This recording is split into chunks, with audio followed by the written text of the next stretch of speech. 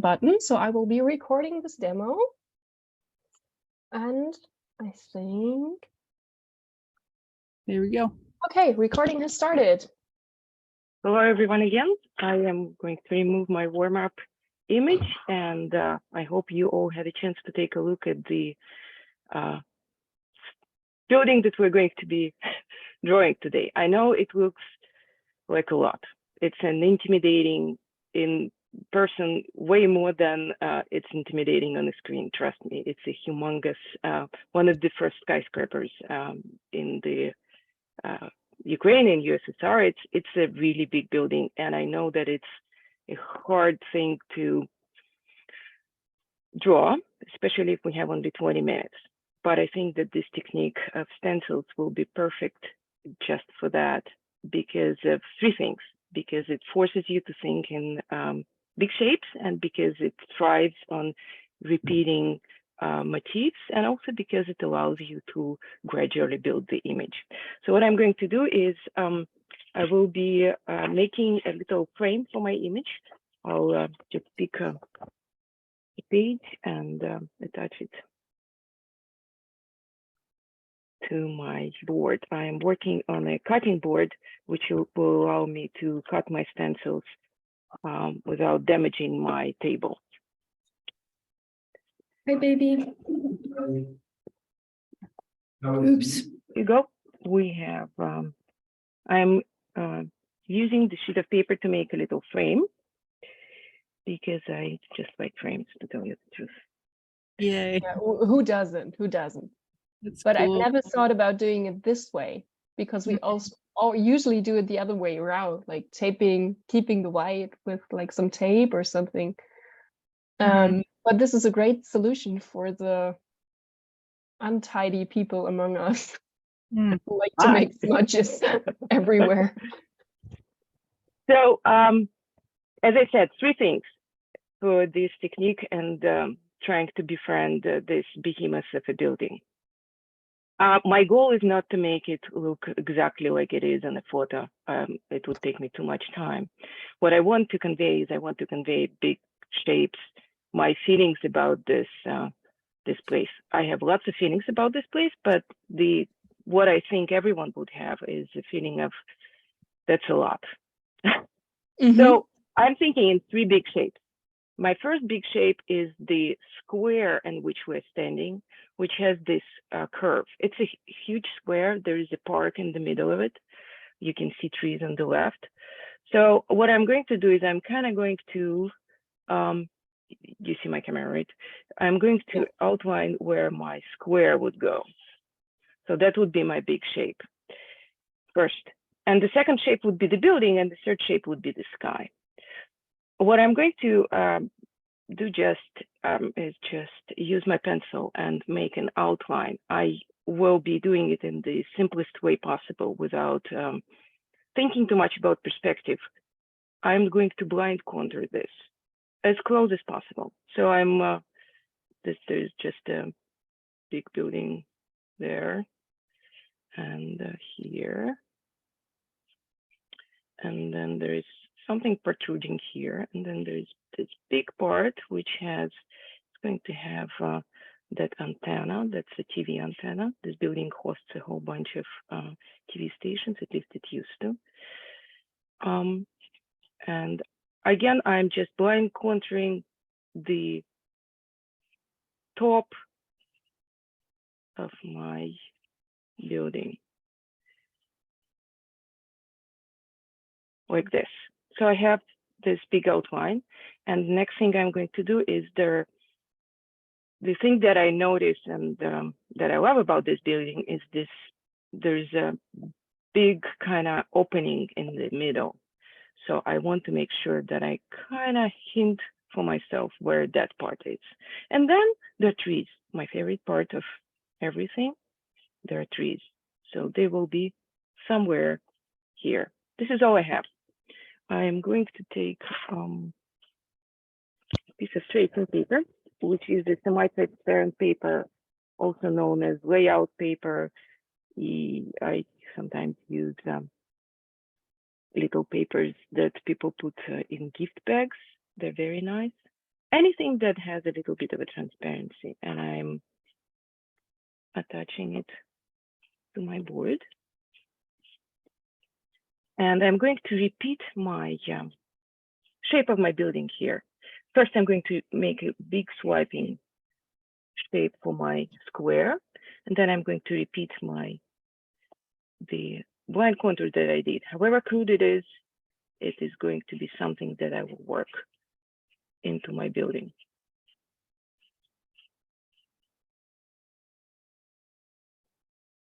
So this is it. I have my, here, I'll make it a little bit easier to see. This is my transparent paper, tracing paper. And I have one big shape on the bottom and one big shape of the building. I'll use scissors to make the first cut.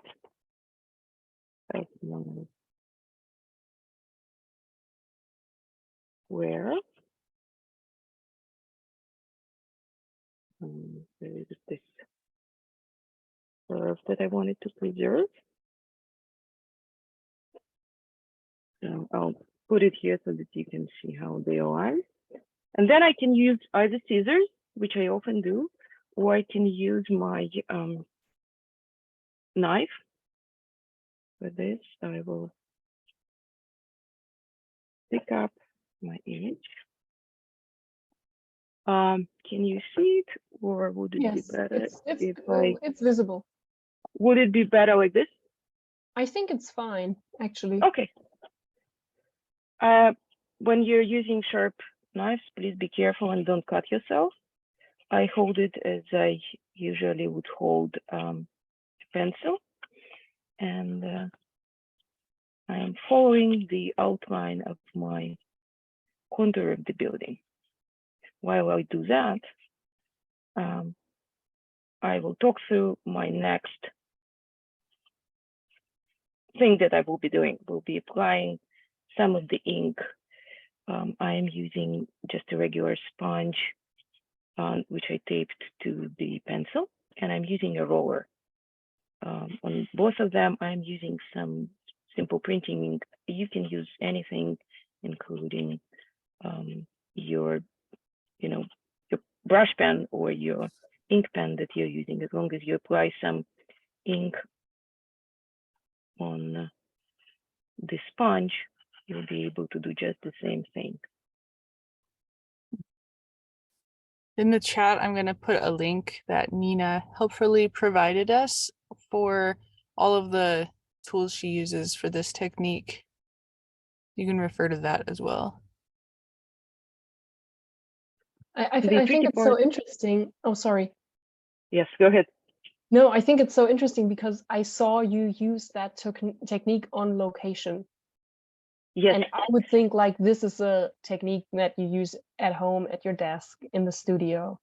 But somehow you made, it looks like something that's too complicated to, or you think it might be too complicated to take outside, but it's not actually.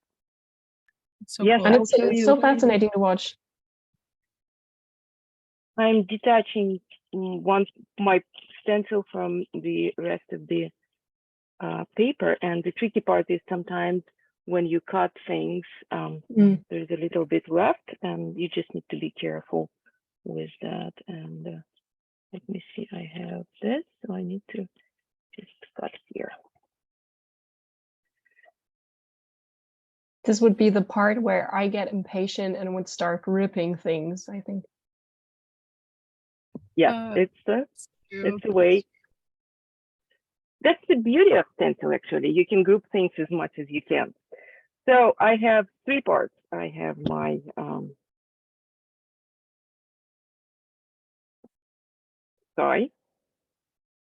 I have my building, right, like this, and I have my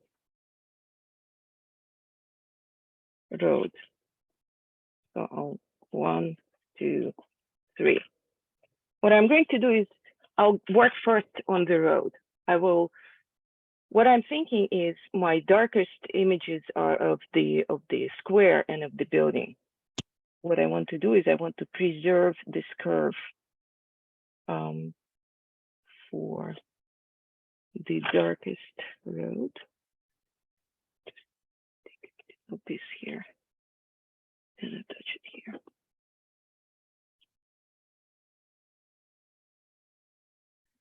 So with this mask, I am preserving the part of the paper where my building will be.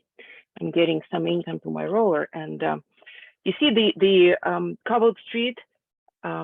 It's very uneven, and it makes this sound that you can't forget when you walk on this, or when the car rolls on that. It's really one of the memories of my childhood, the car rolling on that square. I am going to go back to an idea of a repeating motif. Remember, we made this little stencil here on the bottom, and I'm going to just repeat to show that there is some repetition of the pattern on the road, on the square. Here we go. Just a hint. Cool. So this is how this looks. I have my road.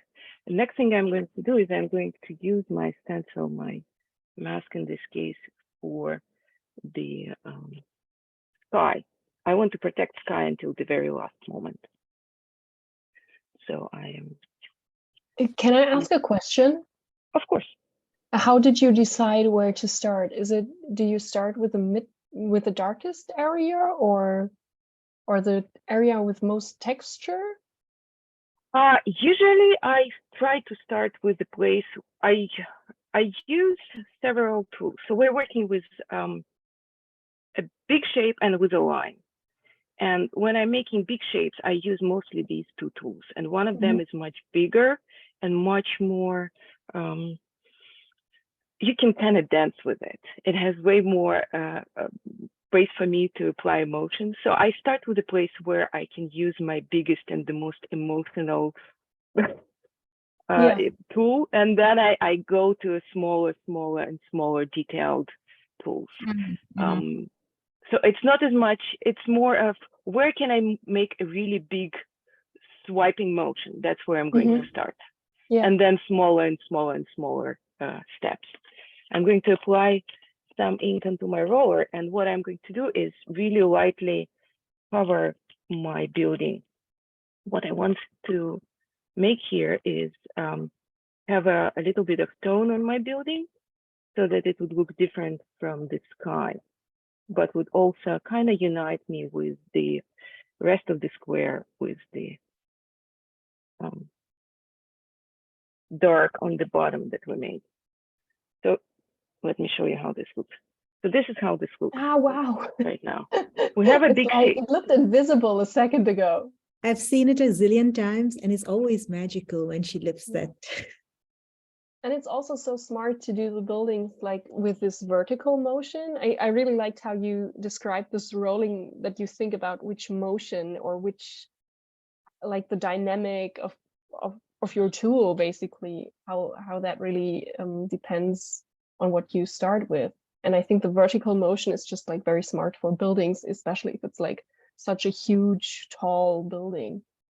I spoke to someone once, and this person had an idea of every building. You know how when you draw a figure drawing, you have these gesture drawings. So the person said every building has a gesture that you need to catch in your first line of the portrait of that building. So that's how I think about this as well. So what I'm going to do now is use this is just a sheet of regular printer paper, which will work as our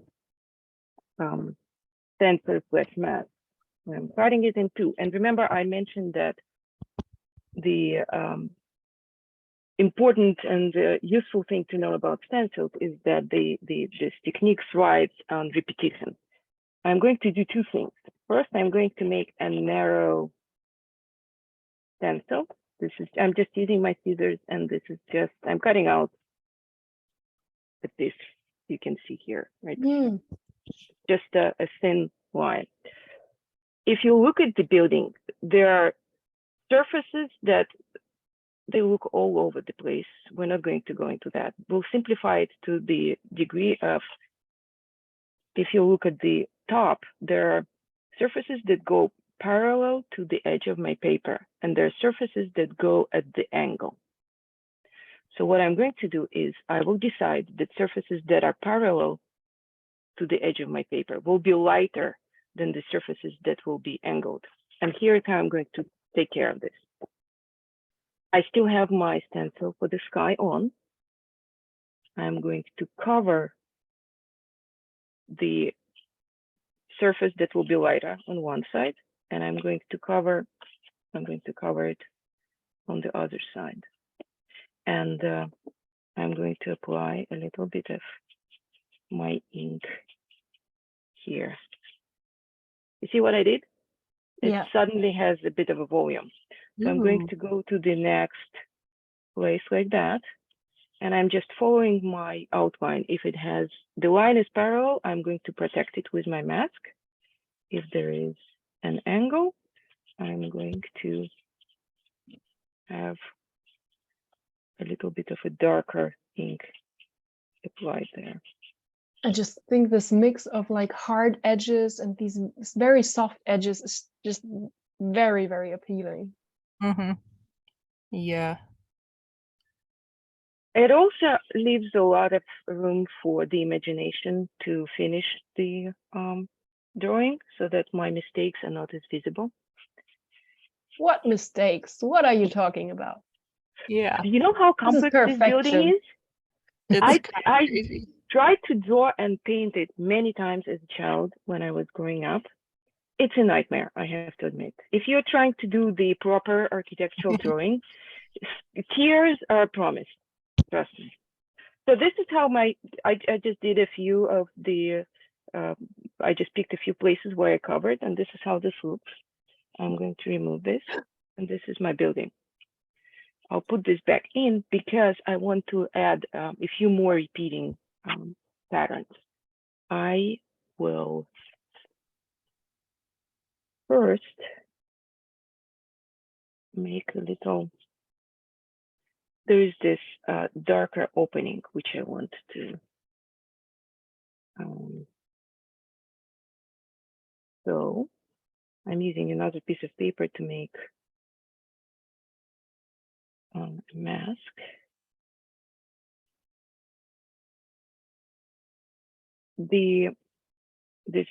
Above this darker opening, this is kind of like a corridor connecting two buildings. This is how the whole building works. You have lots and lots of corridors connecting each other. Yeah, it's really like magic. It's like you make a few dots and stuff appears. Yeah. It's very, very satisfying to watch. Mm-hmm. I'm going to take my little stencil that I made for the vertical line, and I will use it in two ways. One of the things that I think people notice immediately when they look at this, there are lots of windows, lots and lots of windows. Right now, many of these windows are covered with plywood because of the war, because there were explosions, and lots of windows went out when the square was hit in the beginning of the war on March 1st. So lots of these windows look yellow colored in plywood, but this is an older image, and I'm going to try and show that this building has lots and lots of windows. And I'll do it in two ways, as I mentioned. I'm going to use my little thin stencil to hint on a repeating lines, vertical lines. And then I will use the same stencil. Let me finish here a couple more. I'm so jealous of your window template. Like I passionately hate drawing rows of windows, and this is the perfect solution. It's great. Well, it would be impossible. This is a little too wide for what I'm doing. window that I want to do. So I'm using another sheet of paper. It would be impossible to draw all these windows. Well, I mean, if you're in 20 minutes, let's put it this way. And if you want to stay sane. Yeah. But we are going to try and show that there are lots of windows here. And I need another little bit narrower one. How are we doing in time? Yeah, we're at the 20-minute mark, more or less, but feel free to continue. Just a little bit longer. Yeah, yes. of course. Like usually Nobody our does demos 20 are minutes. more around on the, well, we usually do more 25, 30-minute demos. So Yeah. we'll do 3 more important things. A is I'm going to show you how I use stencils with the writing instrument. This is pencil. It can be anything, pen, or the idea is that because I have this little stencil to cover my lines, so even if I'll do this, only a little bit is showing on my actual piece. So that's how I'm going to deal with the multitude of windows. I'm going to hint them just by moving my stencil, and I will decide how many I will have. You see how it goes? Oh. Because I have my stencil, they are neatly in rows, and they look as if I planned this all, which I did not, but there are 2 more things I wanted to show you. A is my favorite kind of stencil. I am going to tear my paper and make my stencil for the tree. This is one, and there will be a second one. I just folded my paper to make a tree with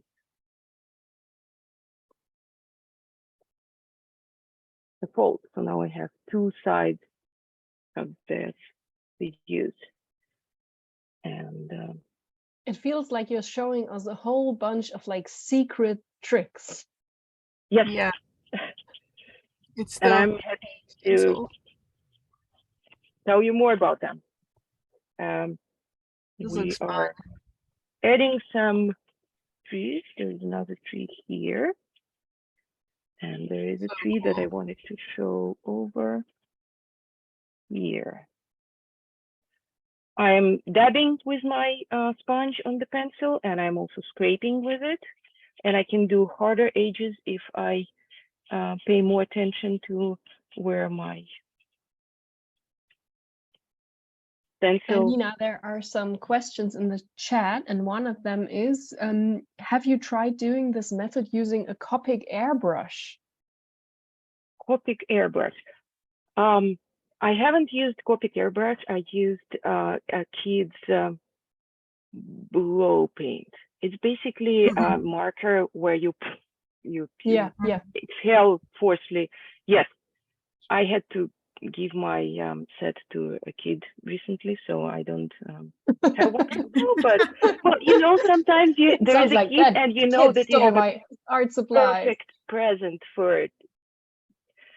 Sometimes you just know things about others, and it's important at that moment to give that kid that gift. So we have our trees, and the last thing I'm going to do is I'm going to remove my sky, and I will put my stencil for the building. Here you go. This way I will be protecting my building, and I want to make some dramatic skies. So again, my roller and some swooping motions. Yes, here you go. And here you are. Wow. There's a sky. It took 1 second. Wow. We can work more. It would be nice to have yeah, don't rush. some weight on the bottom of my building.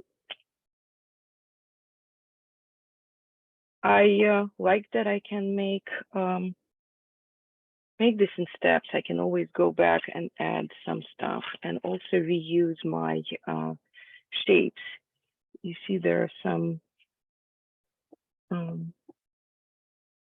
repeated parts of the building, which I can hint on.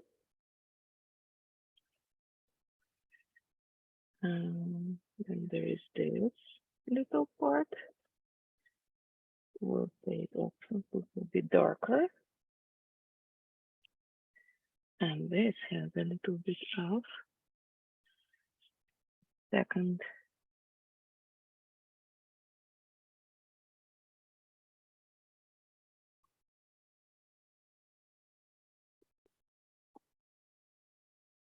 Layer of buildings. I'm not shy of using my edge of my paper as a straight edge, and I'll just go on with multitude of my windows because there's so many. This building is the draft. When you go through this building, the drafts are horrible. They can sweep you off your feet easily. What's The view from the top fascinating is of the the building reuse, very nice. Nina, how, like when you start, I think I'll never do this. It's going to be slow. And then just the reuse of things makes it a super quick process. As long as you remember what you're using it for. Yes. You see, over here, I lost my I lost the idea of what should be darker and what shouldn't. It doesn't make. So this side should have been a little bit darker. Now it's a little bit better. There you go. Very nice.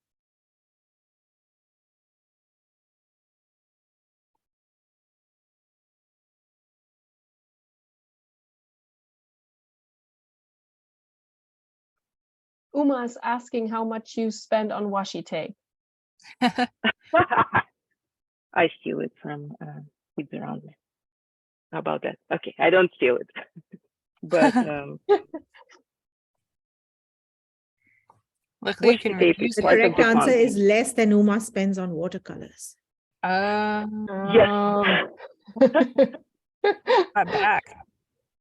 I think I'm going to stop here, and you know, it can go on forever, but this is the feeling of the building that I'm happy to share with you. Thank you so much, Nina. This was fascinating to watch. Also, like, I mean, it's always so interesting to watch other people draw their process, but especially like covering and uncovering things beneath the paper. It's got, like, this technique has like this feel of like a magic reveal in between. It's like, whoa, lifting that layer, and it's something else.